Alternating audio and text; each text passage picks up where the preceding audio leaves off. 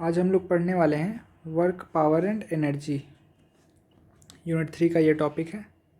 सबसे पहले work define करने के लिए हम लोग वर्क, अभी जितना भी हम लोग पढ़ेंगे वो मैकेनिकल वर्क पढ़ेंगे। मैकेनिकल वर्क कहने का मतलब हुआ कि जहाँ पे फोर्स और डिस्प्लेसमेंट इन्वॉल्व हो। तो कोई ऑब्जेक्ट होगा, उसी पे फोर्स लग रहा होगा। मान लो ये F लगा, ये हो गया F, और ये ब्लॉक है कोई, और ये फोर्स जब लगता है तब ये ऑब्जेक्ट डिस्प्लेस होगा। मान लो आगे चला गया, ये S चला गया, यहाँ से यहाँ तक डिस्प्लेस हुआ, तो इसका फाइनल पोजीशन कुछ ऐसा हो जाएगा। तो इस केस में जो वर्क हम लोग डिफ़ाइन करते हैं वो लिखते हैं F is equal to F dot S। तो ये तो मैथमेटिकल वैल्यू हुआ, इसका दोनों का डॉट प्रोडक्ट लेना है। और इसके पहले हम लोग इसका थोड़ा थ्योरी बोलते हैं। तो सबसे पहली बात बोलते हैं कि वर्क किसके लिए डिफ़ाइन होगा। एक गिवन फोर्स के लिए डिफ़ाइन होगा, एक गिवन डिस्प्लेसमेंट के लिए होगा, और एक रेफरेंस फ्रेम में होगा। ये सारा जो ऑब्जेक्ट का डिस्प्लेसमेंट हो रहा है वो कोई बच्चा इसको देख रहा होगा ऐसे करके। तो ये वाला जो है जहाँ से वो देख रहा है वो इसका हो गया रेफरेंस फ्रेम। रेफरेंस फ्रेम, तो जो रेफरेंस फ्रेम है वो अलग अलग रेफरेंस फ्रेम के लिए अलग अलग डिस्प्लेसमेंट आ सकता है। जैसे ये ऑब्जेक्ट यहाँ से यहाँ तक डिस्प्लेस हुआ और कोई बच्चा आगे की तरफ चल रहा हो। ये यहाँ पे ऑब्जेक्ट था तो यहाँ था, और ये जब ऑब्जेक्ट आगे गया तो ये बच्चा भी आगे चला गया।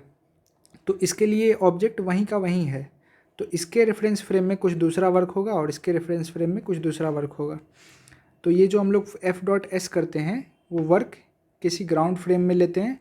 तो ग्राउंड फ्रेम में लेंगे तो ये वाला जो ऑब्जेक्ट है जिसका वेलोसिटी 0 है, तो ये जो भी हम लोग वर्क की बात करेंगे वो सारा ग्राउंड फ्रेम से ही अभी हम लोग करने वाले हैं। तो इस केस में हम लोग सबसे पहले लिखते हैं work is defined for a given force on a given body in a reference frame, in a given reference frame। ठीक है, कोई ऑब्जेक्ट होगा, उस पर फोर्स लग रहा होगा, उसका डिस्प्लेसमेंट होगा, और ये सारा एक किसी रेफरेंस फ्रेम से होगा। अब वो ग्राउंड फ्रेम का रेफरेंस होगा और उसी से सारी बातें हम लोग करने वाले हैं। तो अब जो मेन डेफिनेशन है वर्क का वो लिखते हैं। वर्क किसको बोलेंगे? Work is said to be done, work is said to be done by a force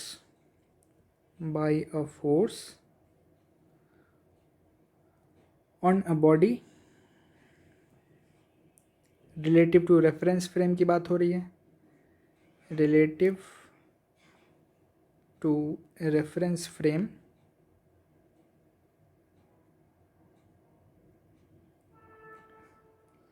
when the body, ये वाला ब्रैकेट वाला ना भी लिखो तो चलेगा, when the body, अब जो बॉडी लिख रहे हैं हम एक और ब्रैकेट में डाल देते हैं, और point of application of force क्या है ये बता दूंगा फिर से। Point of application of force is displaced. अब जो भी ब्रैकेट में लिखे हैं उसको इग्नोर करो और बाकी चीज़ पढ़ो। Work is said to be done by a force on a body when the body is displaced. अगर कोई बॉडी है यहाँ पे रखा हुआ, उस पर फोर्स लगा गया और ये बॉडी डिस्प्लेस हो जाए तब हम लोग बोलेंगे कि वर्क हुआ है। और फिर ये यहाँ पे लिखा हुआ है और point of application of force. तो हो सकता है कि ये बॉडी ना डिस्प्लेस हो के इसका कोई एक पॉइंट बस डिस्प्लेस हो, जैसे कि रोटेशन है। ये मान लो आपका फ़ैन है, इसमें 3 ब्लेड लगा हुआ है ऐसे करके, और इस पर आप ऐसे करें, ये फोर्स लगाएं, तो ये पॉइंट ऑफ एप्लीकेशन है आपका, ये शिफ्ट होके यहाँ चला गया, लेकिन पूरा का फ़ैन जो था वो अभी भी एक्सिस से अपने टंगा ही हुआ है। तो बॉडी वहीं पे है लेकिन उसका point of application of force जो आपका था वो डिस्प्लेस हो गया। तो उस केस में भी हम लोग बोलेंगे कि वर्क हो गया। तो अब जो वर्क हम लोग दिखा रहे हैं उसमें बहुत सारा टाइप्स हो सकता है। टाइप्स ऑफ वर्क कब बोलते हैं? Types of work. तो इसको दिखाने से पहले हम लोग पहले एक फिगर बनाते हैं और उस पर एक फोर्स लगाते हैं। ये मान लो है एक ब्लॉक है और ये किसी टेबल पे रखा हुआ है। अब इस पे हम लोग एक ऐसे की तरफ फोर्स लगाए हैं F, और ये फोर्स इससे हॉरिजॉन्टल से थीटा एंगल पे लग रहा है। तो इसका बहुत सारा कंपोनेंट होगा, बहुत सारा कहने का मतलब कि एक एफ एस कॉस थीटा होगा, एफ कॉस थीटा, और एक ऊपर की तरफ होगा एफ साइन थीटा। अब ये जो फोर्स लगा है ये तो फोर्स होगा हमारा एक्सटर्नल फोर्स जो अप्लाइड है। इस पर और भी फोर्स लग रहा होगा, और कौन कौन सा लग रहा होगा? नीचे की तरफ एम जी लगेगा इस पर, ये हो गया एम जी, और ऊपर की तरफ इस पर लगेगा नॉर्मल फोर्स। अब मान लो जो अप्लाइड फोर्स एफ है हमारा, ये इस ऑब्जेक्ट को डिस्प्लेस करता है। तो अगर डिस्प्लेस करेगा तो इस पर एक फ्रिक्शनल फोर्स भी लगेगा।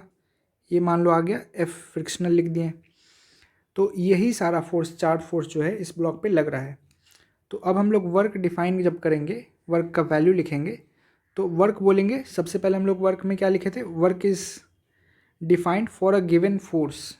यहाँ लिखे थे for a given force, for a given force. तो हम लोग वर्क जब डिफाइन करेंगे तो पहले पूछेंगे कि किस फोर्स की बात हो रही है। तो यहाँ पे लोग मान लो लिखते हैं work done by F, capital F लिखे हैं। तो इसके लिए हम लोग लिखना पड़ेगा, ये मान लो अब ऑब्जेक्ट है यहाँ पे, और कुछ देर बाद हम लोग जब देखें तो ये ऑब्जेक्ट चल के यहाँ पे आ गया है, और इसका displacement mid point two mid point लेते हैं, यहाँ से यहाँ तक आया है, और इसके लिए हम लोग कुछ लिख देते हैं, मान लो एस वेक्टर लिख दिए हैं।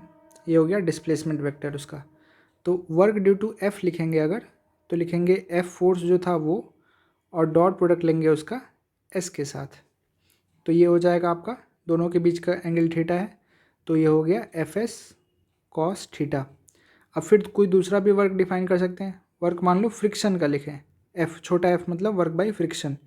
तो फ्रिक्शन लग रहा है लेफ़्ट की तरफ और डिस्प्लेसमेंट है राइट की तरफ, तो इसमें भी वही लिखेंगे एफ डॉट एस, और एफ यूज़ करेंगे फ्रिक्शन वाला।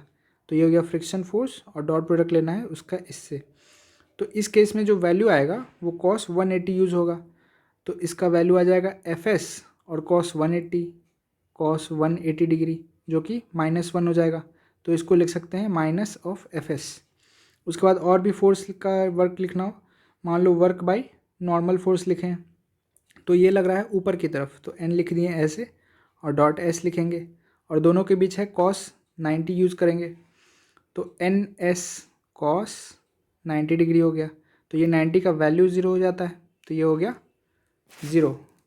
और फिर वर्क बाई मान लो ग्रेविटी कोई पूछे तो उसमें भी लिखेंगे m इंटू जी, जिधर लग रहा है, और ये डॉट प्रोडक्ट लेंगे s से, तो ये भी हो जाएगा एम जी एस फिर से cos 90 degree is equal to 0। तो अब ये जितना भी वैल्यू आया वो सब पॉजिटिव आया तो उसको हम लोग बोलेंगे कि पॉजिटिव वर्क है, अगर निगेटिव आया तो उसको बोलेंगे निगेटिव वर्क है।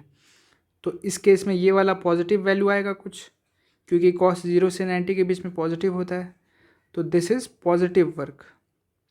यहाँ लिख देते हैं पॉजिटिव वर्क।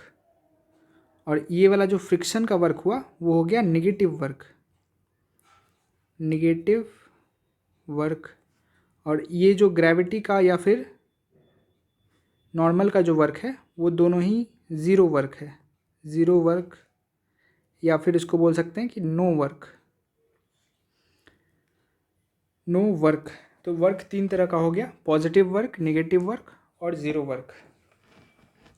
अब इसके बाद ये एक और पॉइंट होता है कि जो भी हम लोग वर्क निकाल रहे हैं उस केस में जिस फोर्स के कारण निकाल रहे हैं वो फोर्स उस पूरे डिस्प्लेसमेंट तक ऑपरेटिव होना चाहिए। ऑपरेटिव मतलब कि लगता रहेगा।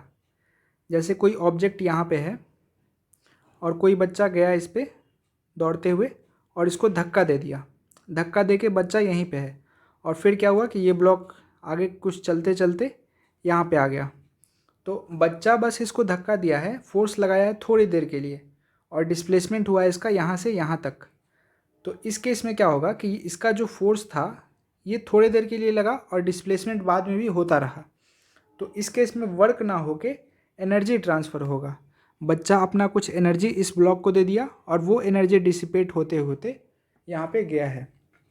तो यहाँ पे एफ एस जब लिखना होगा तो जब तक ये बच्चा फोर्स लगा रहा था, मान लो ये बच्चा फोर्स लगाया और उस दौरान यहाँ से यहाँ डिस्प्लेस हुआ, मिड पॉइंट से बना देते हैं, यहाँ से यहाँ तक डिस्प्लेस हुआ और उसके बाद बच्चा उसको धक्का देना छोड़ दिया, फिर भी ये डिस्प्लेस होता रहा, तो इस केस में जो वर्क होगा वो एफ डॉट एस वन होगा। यहाँ पे एस वन मान लेते हैं इसको अगर, तो वर्क बाय बच्चा is equal to F dot S one and not equal to F dot S.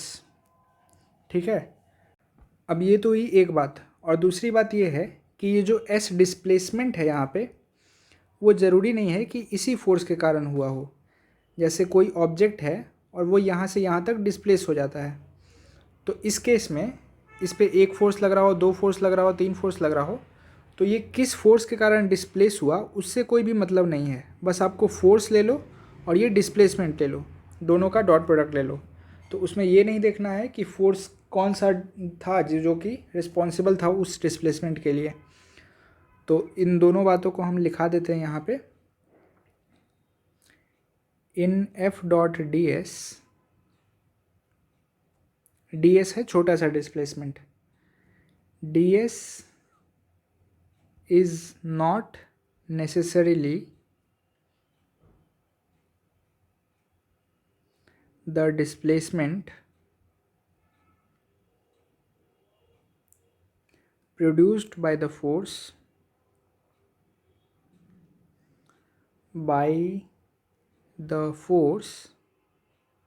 whose work is to be calculated, whose work is to be calculated, to be calculated। और दूसरा point है कि वो operative होना चाहिए।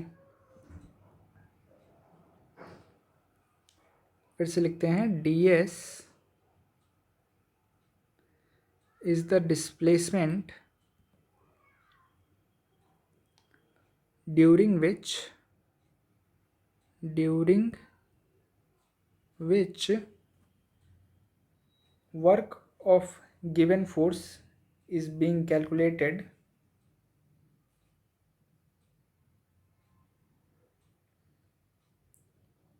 work of given force is being calculated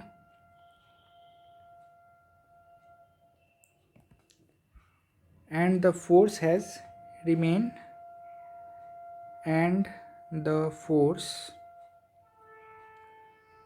has remained operative on the body during the entire displacement।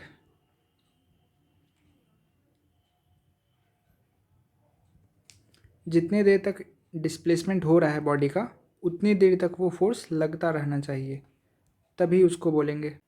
यहाँ से यहाँ तक डिस्प्लेसमेंट हुआ है तो ये फोर्स हमेशा लगता रहे, तभी वह होगा वर्क डिफाइन। तो अब कुछ सिंपल केस लेते हैं, एग्जाम्पल।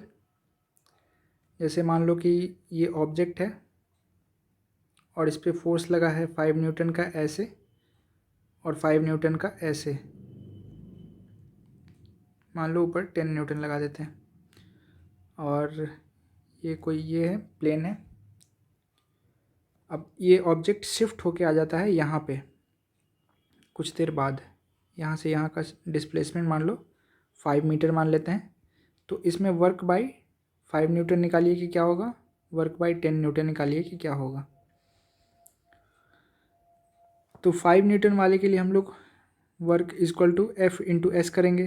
तो एफ है आपका 5 और वो उसका डायरेक्शन है मान लो राइट साइड की तरफ, आई कैप लिख देते हैं डॉट, और एस है, एस भी राइट साइड की तरफ है, तो वो हो गया 5 आई कैप।